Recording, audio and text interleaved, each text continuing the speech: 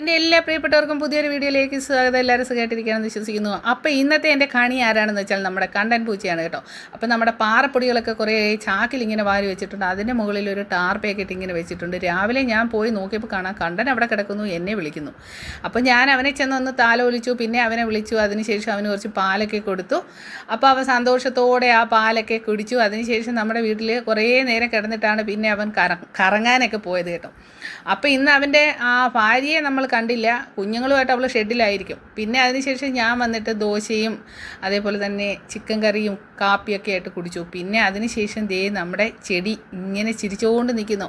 എനിക്ക് എപ്പോഴും പൂ കാണാനായിട്ട് നന്ദേട്ടൻ്റെ കൂടെ അത് അടുക്കള വശത്ത് വെച്ച് തരണമെന്ന് പറഞ്ഞപ്പോൾ നന്ദേട്ടൻ തന്നെയാണ് ആ പൂ കലമ്പട്ടി പൂ അവിടെ ഇങ്ങനെ വെച്ചേക്കുന്നത് കേട്ടോ.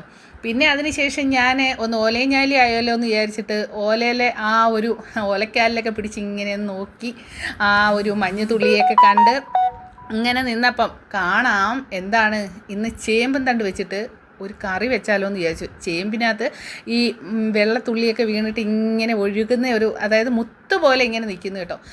ഈ കാണുന്ന ഒരു സംഭവമാണ് നമ്മൾ ചേമ്പിൻ്റെ ഒടിച്ചെടുക്കേണ്ടുന്നത്. എന്ന് വെച്ചാൽ നന്നായിട്ട് വിരിയാൻ പാടില്ല, അതിങ്ങനെ ആ ചുരുണ്ട് തന്നെ നിൽക്കുന്ന ഒരു പരുവുണ്ട്, അല്ലെങ്കിൽ നമ്മുടെ നാവൊക്കെ ചൊറിയും. അപ്പം ഞാനൊരു 5-6 ചുരുളനില എടുത്ത് കണ്ടിച്ചെടുത്തു. പിന്നെ ഇങ്ങനെ വന്ന് നോക്കിയപ്പോൾ കാണാം ഈ അബിയുവിൻ്റെ കുറച്ച് തലപ്പ് വെട്ടിയാലോ എന്ന് വിചാരിച്ചു. 3-4 പ്രാവശ്യമായിട്ട് അബിയു ഇങ്ങനെ എന്നെ കള്ളപ്പൂ ഇട്ട് പറ്റിക്കാറുണ്ട് കേട്ടോ. ഇപ്രാവശ്യം ഞാനെന്നാൽ കമ്പ് ഇങ്ങനെ വെട്ടാമെന്ന് വിചാരിച്ചപ്പോൾ അതിൽ നിറയെ പൂവ്.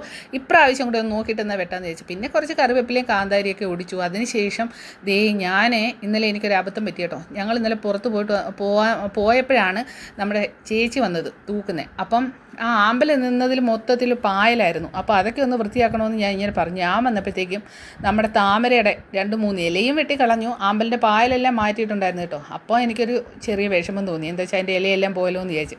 പിന്നെ ഞാൻ കൊണ്ടുവന്നിട്ട് ദേ ഒരു ഡെക്കറേറ്റ് ഇങ്ങനെ ചെയ്ത് വെച്ചിരിക്കുകയാണ് കേട്ടോ. എന്താ വെച്ചാൽ നമ്മുടെ പിന്നെ ചേമ്പലയും ഉണക്കമീനും തേങ്ങയും എല്ലാം ഒക്കെ ആയിട്ട് ഇങ്ങനെ വെച്ചേക്കുകയാണ്. അപ്പോൾ തേങ്ങയൊക്കെ പൊട്ടിച്ച് അതിരിക്കൂട്ടന് തേങ്ങ വെള്ളമൊക്കെ ഒടിച്ചു. അത് കഴിഞ്ഞിട്ട് ദേ ചേമ്പലയുടെ അതിങ്ങനെ ചുരുട്ടിയിട്ടേക്കുന്നു. ഈ ഒരു കറി ഞാൻ ആദ്യമായിട്ട് കഴിക്കുന്നത് തന്നെ എപ്പോഴാണെന്ന് വെച്ചാൽ ഞാൻ എന്നെ കല്യാണം കഴിച്ചിട്ട് ഇവിടെ വന്നതിന് ശേഷം എൻ്റെ അമ്മ, അതായത് നന്ദേട്ടൻ്റെ അമ്മയാണ് ഇത് ആദ്യമായിട്ട് ഉണ്ടാക്കി എനിക്ക് തന്നത്. ഭയങ്കര ടേസ്റ്റായിരുന്നു. അപ്പോൾ ഇതിന് വേണ്ടുന്നത് കുറച്ച് ചേമ്പിൻ്റെ ആ ഇലയും പിന്നെ തേങ്ങ, ഉള്ളി, പിന്നെ ഉപ്പ്, മഞ്ഞൾപ്പൊടി ഒക്കെ ഇത് മതി കേട്ടോ. അപ്പോൾ ഇതൊക്കെ ഇട്ടിട്ട് ഉണക്കമീൻ്റെ ഉപ്പ് അനുസരിച്ച് വേണം നിങ്ങൾ ഉപ്പ് ഇടാനായിട്ട്. അപ്പോൾ ഇത് ഇട്ടിട്ട് നന്നായിട്ടൊന്ന് അരയ്ക്കുക.